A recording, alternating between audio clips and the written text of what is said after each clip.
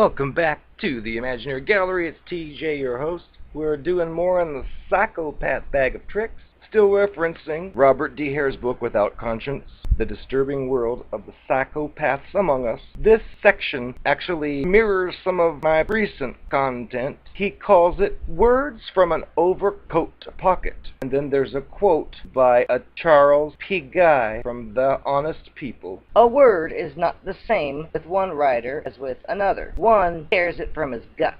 The other pulls it out of his overcoat pocket.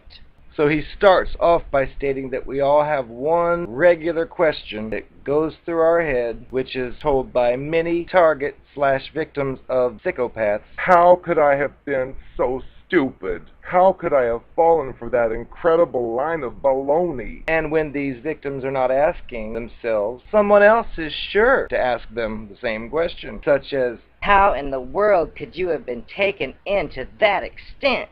The characteristic answer is, well, you had to be there. It seemed reasonable and plausible at the time. Had we been there, the clear and largely valid implication is that we too might have been sucked in. Some people are simply too gullible, too trusting for their own good, which are perfect targets for these creatures who are smooth talkers. But what about the rest of us, he asks. The sad fact is that we're all vulnerable. Very few people are such sophisticated and perceptive judges of human nature that they cannot be taken in by the machinations of a skilled and determined creature. Even those who study them are not immune. As Dr. Hare says he's indicated in other chapters, his students and him are sometimes conned, even when they're aware that they're more than likely dealing with a psychopath. Of course, pathological lying and manipulation are not restricted only to these psychopaths. What makes these creatures different from all others is the remarkable ease in which they lie, the pervasiveness of their deception, and the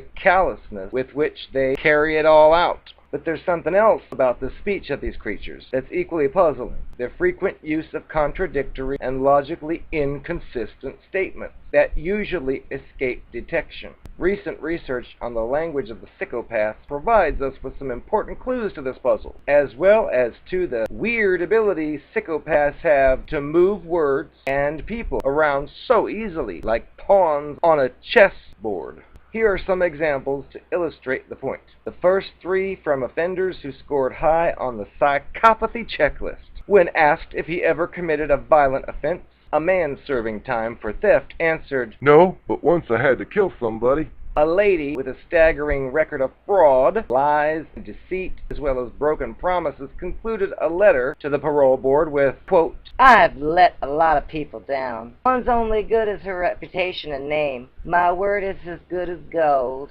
A man serving a term for armed robbery replied to the testimony of an eyewitness, quote, "He's lying. I wasn't there. I should have blown his blanking head off." A tabloid television program showed a classic con man who shamelessly swindled elderly ladies. When the interviewer asked, where do you draw the line between right and wrong, he replied, quote, I have some morals. Whether you believe it or not, I have some morals.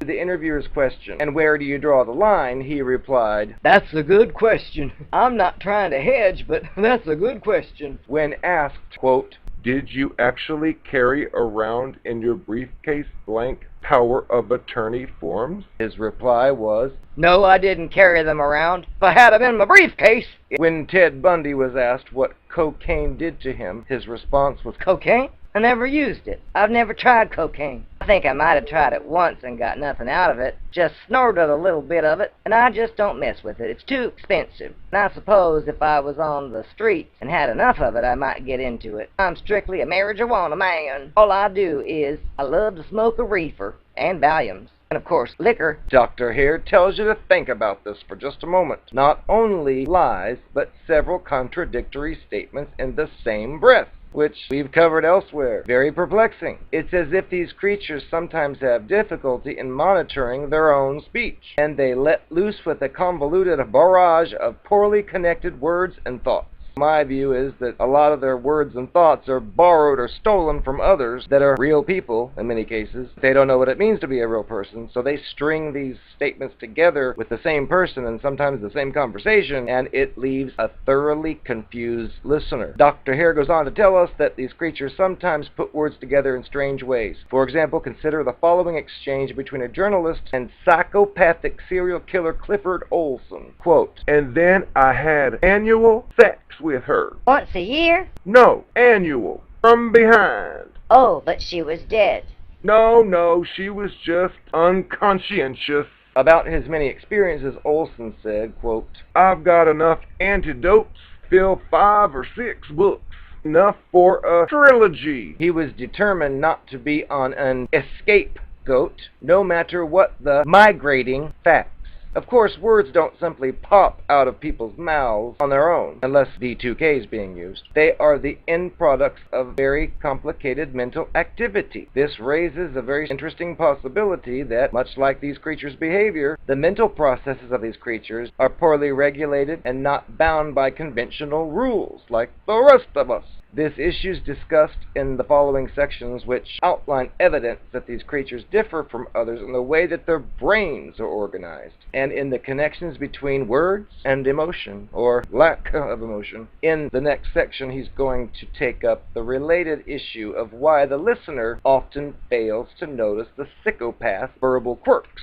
Again, in my own situation, I can see exactly what he's talking about. However, after you've been exposed to such sickness for the longest time, you become an expert in it. I would meet a brand new person after the 11-year fiasco. I would just be bitter and angry, saying stuff like, "Oh, don't get close to me. All you people just lie. You're all liars." And this one would be like, "Oh, I never lie." And I would actually hear lies, and I wasn't even really caring. I was just venting, and then this person's responding to the vent, stating, "Oh, you don't like lies? Oh, I don't lie." I would hear this person say it didn't lie, and then in the same conversation, this person didn't have a car. However, it came to see me in a car. So I'd say, "How'd you get here? Where'd you get that car?" And it said it was its ex-partner's car. They're broken up, but they still live together. I would say, "You told your partner you're coming here to see..." "Oh no, I told him I was going to go see so-and-so." Right there, I said instinctively, "That's a lie." And I wasn't judging, I was just saying, don't say you don't lie and then lie, that's stupid. But that's what this creature would do, contradict itself. And then it would quickly try to shuffle things around and say, "Oh, well, I did go see so-and-so for 5 minutes, but then I came to see you." Which is lying by omission, if it's true. I doubt any of it is. But I agree, there are issues with the speech and the words and the lack of connection between the emotions which aren't there and are faked, and it confuses one that does have real emotions because you'll see completely contradictory behavior, and it can be tough if you're finding yourself experiencing these types of situations, wondering about these very things, where you can tell the person, "Wait, that statement you just made contradicts the one before," and you'd expect the person to be real and say, "Oh my goodness, you're right. Oh, what am I trying to say?" But no! It'll be some retarded excuse cover-up of, "It is true what I said first and what I said second, even though they contradict each other." These creatures don't get it. They're retarded. I am the Narcopath. Come on now, you gotta be kidding. The teenage brother? He told you that I came on to him too? You got a family full of liars. It ain't me, honey, it's you. I wouldn't dare touch your brother, ever.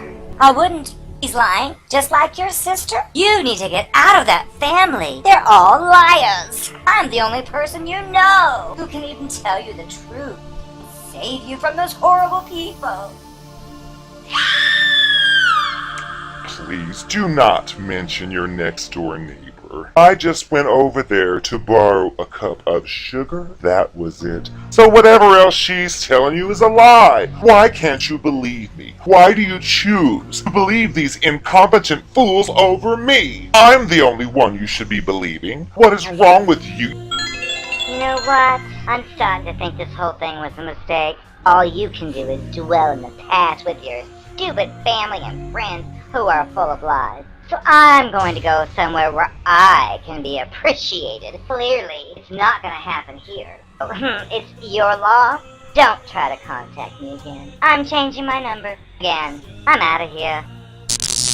Oh, say, but I know what you're probably thinking. You're probably remembering that one time I spent the night at your house.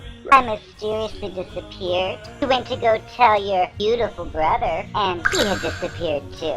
You tried to accuse the two of us of spending the time together. I fought tooth and nail. Tell you that did not happen. Now you know that was the first time he ever had an orgasm, and I brought it to him. That's right, and we couldn't tell you that. So we just made up stories that he was down in the shed, going to look at the lawnmower, fantasizing about doing the lawn the next day, and fell asleep. And I went down to the basement and tripped and fell into some pile of boxes, and that was it. That's all you needed to know. So if your brother's a fag now, send him my way, 'cause I'll do him again. He turned me into a real woman and showed me what it was like to feel like a woman.